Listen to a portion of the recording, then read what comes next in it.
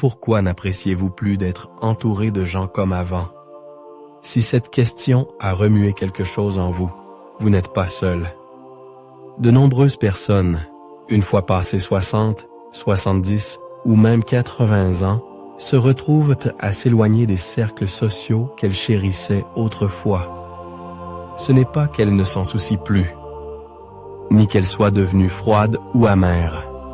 C'est que quelque chose de profond a changé en elles, et le plus souvent, ce changement naît de la sagesse, pas de la faiblesse. Dans cette vidéo, nous explorons 6 raisons puissantes qui expliquent pourquoi vous pourriez éviter les gens maintenant, même si vous étiez autrefois l'âme de la fête. Ce ne sont pas des observations superficielles. Chacune reflète quelque chose de réel, quelque chose que beaucoup d'adultes plus âgés ont vécu, même s'ils en parlent rarement. Certaines raisons pourraient vous surprendre. D'autres pourraient résonner plus personnellement. Mais une chose est sûre, à la fin de cette vidéo, vous vous comprendrez mieux et peut-être même vous pardonnerez-vous un peu plus d'avoir besoin d'espace. Restez jusqu'à la fin car vous réaliserez que prendre du recul par rapport à certaines personnes n'est pas quelque chose dont il faut avoir honte. En fait, c'est peut-être l'une des choses les plus saines et les plus sages que vous ayez faites pour vous-même. Commençons. Le poids des trahisons passées. Avec le temps, nous accumulons plus que de simples souvenirs. Nous collectons des meurtrissures. Certaines sont faciles à oublier, un désaccord par-ci, une incompréhension par-là. Mais d'autres laissent des marques plus profondes. Trahison, rejet, moments où nous avons ouvert nos cœurs pour les voir ensuite ignorés ou exploités. Et en vieillissant, nous commençons à sentir l'écho silencieux de ces blessures plus clairement. Nous cessons de nous offrir si librement, non pas parce que nous sommes en colère, mais parce que nous avons appris que tout le monde ne mérite pas une place au premier rang de nos vies. Prenez l'exemple d'Éléonore, une femme de 81 ans qui organisait autrefois des dîners chaque week-end. Elle aimait les rires, la musique et avoir sa maison remplie de monde. Mais au fil des ans, les choses ont changé. Des amis se sont éloignés. L'un a trahi une confidence. Une autre a disparu après le décès de son mari. Ce n'était pas un grand chagrin d'un coup, c'était le goutte-à-goutte constant de petites déceptions. Maintenant, elle choisit la solitude plus souvent que la compagnie. Non pas parce qu'elle déteste les gens, mais parce qu'elle valorise la paix plus que les faux semblants. Il y a une sorte de protection qui se développe avec l'âge, une carapace bâtie par l'expérience. Cela ne fait pas toujours plaisir, mais cela semble souvent nécessaire. Et quand on a vécu assez longtemps pour voir à quelle vitesse les gens peuvent changer ou partir, on commence à protéger son temps, son cœur et sa confiance. Il ne s'agit pas d'être froid. Il s'agit d'être prudent. Les personnes âgées ont souvent aimé profondément, donné généreusement et ont été déçues sans crier gare. Ce cycle répété vous apprend à faire une pause, à évaluer, à prendre du recul quand quelque chose ne semble pas sûr ou sincère. Vous commencez à faire attention non pas à ce que les gens disent, mais à comment ils vous font sentir après avoir quitté la pièce. Les psychologues appellent cela la fatigue relationnelle, lorsque le coût de la connexion commence à l'emporter sur la joie. Et c'est particulièrement courant chez ceux qui ont traversé des tempêtes émotionnelles. Il n'y a aucune honte à cela. Cela signifie simplement que vous avez vécu. Vous avez vu de quoi les gens sont capables, en bien comme en mal. Et quand vous choisissez la distance maintenant, ce n'est pas par amertume. C'est de la sagesse. C'est la reconnaissance que votre cœur, à ce stade de la vie, est quelque chose de sacré, et que tout le monde ne mérite plus d'y avoir accès. Le besoin de paix plutôt que de bavardage. Dans vos jeunes années, vous avez peut-être toléré les bavardages qui ne menaient nulle part, les conversations remplies de banalités, les commérages ou les discussions juste pour faire du bruit. Mais en vieillissant, cette tolérance commence à s'amenuiser. Ce n'est pas que vous êtes antisocial. C'est que vous avez commencé à comprendre la valeur profonde de la paix. Le silence ne semble plus vide, il semble nourrissant. Et quand vous avez trouvé cette sorte de calme intérieur, il devient plus difficile d'y renoncer pour une compagnie superficielle. Prenez Harold, un homme de 76 ans qui travaillait dans la vente. Il était charmant, extraverti, et savait engager la conversation avec n'importe qui. Mais maintenant, il évite les événements qui demandent de se mêler sans fin aux autres. Il n'assiste plus aux grandes réunions de famille, sauf s'il s'en sent vraiment capable. Quand on lui demande pourquoi, il répond simplement « Je suis fatigué de parler juste pour parler ».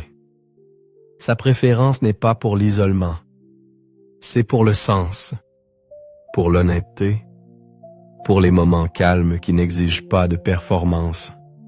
En vieillissant, notre énergie émotionnelle devient plus précieuse. Le désir d'impressionner s'estompe. L'envie de faire ses preuves disparaît. Ce qui émerge à la place, c'est le désir d'authenticité. Nous voulons des interactions qui semblent réelles, pas répétées. Et si cela ne peut être trouvé, beaucoup préfèrent y rester à la maison avec un livre et une tasse de thé plutôt que de remplir la pièce d'un bruit qui les laisse se sentir plus seuls qu'avant leur arrivée. Il ne s'agit pas d'être distant. Il s'agit d'être sélectif. Il y a une dignité à choisir son entourage et les personnes avec qui on le partage. Vous avez gagné le droit de préserver votre énergie, de prioriser la paix, de décliner une invitation sans culpabilité. Ce n'est pas de l'évitement, c'est de la maturité. Et plus nous nous appuyons sur ce type de discernement, plus nous réalisons que la vie n'a pas besoin d'une foule pour être riche. Parfois, une conversation significative ou même une soirée tranquille seule est plus épanouissante que des heures d'interaction forcée. Donc, si vous avez pris du recul dernièrement, en renonçant aux plaisanteries, en évitant les rassemblements bruyants, sachez ceci, vous ne devenez pas froid. Vous devenez clair. Clair sur ce qui vous remplit. Clair sur ce qui vous épuise. Et cette clarté est l'un des plus grands cadeaux du vieillissement. Le sentiment que les gens ne vous comprennent plus. Il arrive un moment dans la vie où l'on regarde autour de soi et l'on réalise. Le monde a changé et vous aussi. L'argot est différent. Les valeurs sont différentes. La vitesse de tout, conversation, attente, même les relations, semblent presque vertigineuses. Et au milieu de tout ce changement, vous pourriez commencer à vous sentir invisible, pas entendu ou simplement pas à votre place. Non pas parce que vous avez fait quelque chose de mal, mais parce que les gens ne prennent plus le temps de comprendre d'où vous venez. Prenez Marie, une institutrice retraitée de 69 ans.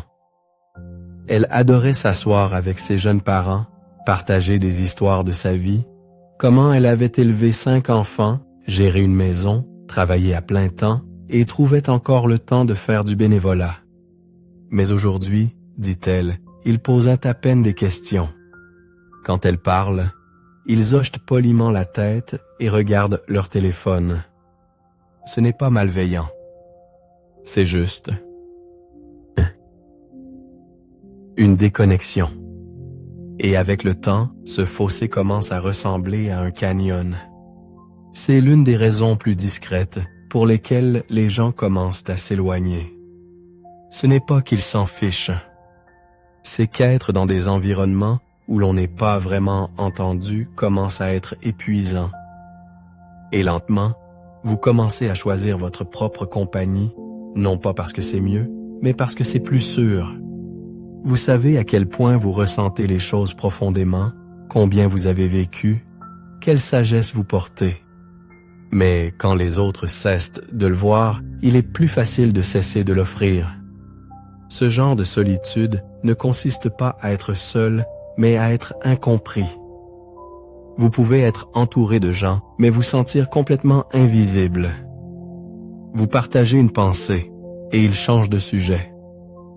Vous exprimez une préoccupation, et ils vous traitent de dramatique. Après suffisamment de ces moments, vous commencez à croire que le silence est peut-être plus facile.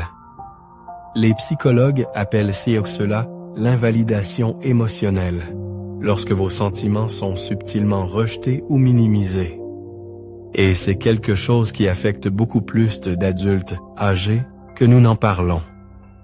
Parce que cela ne se produit pas par un rejet franc, cela se produit par de petits moments qui s'accumulent avec le temps. Mais voici la vérité. Vos pensées comptent toujours. Votre voix a toujours du pouvoir. Et ce n'est pas parce que les autres ne parviennent pas à vous entendre que vous avez perdu de la valeur. Cela signifie simplement que vous avez dépassé certaines conversations. Et c'est normal. Parfois, la solution n'est pas de forcer votre entrée dans leur monde. C'est de trouver des personnes ou des lieux où vous n'avez pas tant à vous expliquer, où votre présence suffit, où quelqu'un écoute réellement et n'attend pas juste son tour pour parler. Et quand ces personnes sont rares, il est naturel de se replier, de protéger son énergie et de trouver du réconfort dans son propre espace. Parce que dans cet espace, vous êtes pleinement vu par vous-même. Et ce n'est jamais quelque chose dont il faut avoir honte. La peur de devenir un fardeau. En vieillissant, une peur discrète commence à s'installer. Une peur non pas de la maladie ou même de la mort, mais de devenir un fardeau pour les personnes que nous aimons. C'est une peur difficile à nommer, mais impossible à ignorer. Vous ne voulez pas interrompre la journée chargée de quelqu'un. Vous ne voulez pas demander de l'aide, même quand vous en avez besoin. Et donc, vous restez silencieux. Vous restez chez vous. Vous restez distant. Il ne s'agit pas de fierté. Il s'agit d'amour. Il s'agit de dignité. Il s'agit de ne pas vouloir que votre présence soit ressentie comme une pression. Vous commencez à refuser des invitations, non pas parce que vous ne voulez pas y aller, mais parce que vous ne voulez pas que quelqu'un se sente obligé de venir vous chercher. Vous hésitez à partager vos soucis, non pas parce que vous ne leur faites pas confiance, mais parce que vous ne voulez pas leur peser. Et ainsi, votre monde commence tranquillement à rétrécir. Prenez Frank, un veuf de 84 ans qui passait les week-ends avec la famille de sa fille. Avec la diminution de sa mobilité, il s'est retrouvé à décliner leurs invitations plus souvent. Quand on lui a demandé pourquoi, il a dit « Je ne veux pas qu'ils réorganisent leur vie autour de moi. Ils ont des enfants, des emplois. Je ne ferai que les ralentir. » Et bien que sa famille ne l'ait jamais fait se sentir malvenu, la peur de devenir un problème a surpassé son désir de connexion. C'est le paradoxe auquel tant d'adultes plus âgés sont confrontés. Plus vous avez besoin des autres, moins vous voulez avoir besoin d'eux. Plus vous valorisez les relations, plus vous hésitez à tendre la main. Parce que vous avez passé une vie à être fort, à être celui qui prend soin, à être celui sur qui les autres comptaient. Et maintenant, demander de l'aide semble inhabituel, peut-être même honteux. Cette peur est enracinée dans quelque chose de profondément humain. Le désir d'être aimé, non par devoir mais par plaisir. Et quand vous sentez que votre présence pourrait créer un inconvénient, vous commencez à vous retirer. Vous préférez être seul que de vous sentir comme une obligation. Mais voici la vérité. Les gens qui vous aiment veulent être là pour vous. Ils ne le disent peut-être pas toujours bien. Ils ne le font peut-être pas toujours parfaitement. Mais votre valeur ne se mesure pas à votre indépendance. Elle se mesure à votre présence. Et si les gens autour de vous tiennent vraiment à vous, vos besoins ne seront jamais un fardeau, ils seront un privilège. Pourtant, la peur persiste. Et elle façonne le comportement. Vous restez silencieux quand vous voulez parler. Vous restez sur place quand vous voulez visiter. Vous restez en retrait quand vous voulez rejoindre. Et progressivement, éviter les gens devient plus facile que de risquer l'inconfort d'avoir besoin d'eux. La fin silencieuse d'anciennes connexions. Certaines relations ne se terminent pas par des disputes ou des adieux. Elles s'estompent simplement. Les gens évoluent dans des directions différentes. Les priorités changent. La vie vous éloigne lentement, de manière presque imperceptible. Vous n'avez pas l'intention de vous éloigner, c'est juste ce qui arrive. Et un jour, vous vous réveillez et réalisez que les personnes qui remplissaient autrefois votre calendrier ne font plus partie de votre vie quotidienne. Ce n'est pas toujours triste. Parfois c'est paisible, mais d'autres fois, cela laisse une sorte de pincement au cœur, comme si vous aviez dépassé quelque chose que vous aimiez autrefois. Vous repensez au déjeuner, aux appels téléphoniques, aux rires partagés. Et vous vous demandez où tout cela est passé. Ont-ils changé? Avez-vous changé? Peut-être les deux. Considérez Ruth, une femme de 73 ans qui faisait des promenades hebdomadaires avec sa meilleure amie du lycée. Avec le temps, ces promenades sont devenues mensuelles, puis annuelles, et puis plus du tout. Il n'y a pas eu de dispute. Pas de rupture, juste une prise de conscience tranquille qu'elles n'avaient plus grand-chose à se dire. Leur vie avait divergé, intérêts différents, rythmes différents. Ruth a dit « Nous nous soucions toujours l'une de l'autre, mais je pense que nous avons dit tout ce que nous avions à dire. » Cette expérience est plus courante que les gens ne le réalisent. Les relations bâties sur des saisons partagées, élever des enfants, travailler ensemble, vivre à proximité, ne survivent souvent pas lorsque ces saisons se terminent. Et alors que vous entrez dans les étapes ultérieures de la vie, vous pouvez vous retrouver entouré de personnes qui ne correspondent plus à ce que vous devenez. Ce n'est pas un échec. C'est une forme de croissance. Quand vous commencez à prioriser votre temps et votre énergie, vous devenez naturellement plus sélectif quant aux personnes avec qui vous les passez. Non pas parce que vous êtes meilleur qu'eux, mais parce que vous êtes plus clair sur ce dont vous avez besoin. Et parfois, vous avez simplement besoin d'espace. D'espace pour penser, pour réfléchir, pour être. Les vieux amis qui vous dynamisaient autrefois peuvent être maintenant sembler épuisants. Les conversations qui coulaient autrefois peuvent maintenant sembler forcées. Et plutôt que de forcer les choses, vous choisissez la distance, non par méchanceté, mais par respect de soi. Les gens disent souvent que vieillir signifie perdre des gens. Mais ce qu'ils ne disent pas toujours, c'est que parfois, on lâche prise par choix. Parce que vous avez appris que la proximité sans connexion peut être plus solitaire que d'être seul. Alors, quand vous vous éloignez de certaines personnes, ce n'est pas toujours pour éviter les autres. C'est pour honorer les changements en vous-même. Vous avez évolué. Et c'est quelque chose à embrasser, pas à s'excuser. La joie de votre propre compagnie. À un certain moment de la vie, on cesse de chercher les foules et on commence à savourer la solitude. Non par amertume, non par solitude, mais parce que vous avez découvert quelque chose que trop de gens n'apprennent jamais. Votre propre compagnie suffit. Il y a une certaine paix qui s'installe en vous quand vous réalisez que vous n'avez pas à vous expliquer, à divertir qui que ce soit, ou à prétendre être plus ou moins que ce que vous êtes réellement.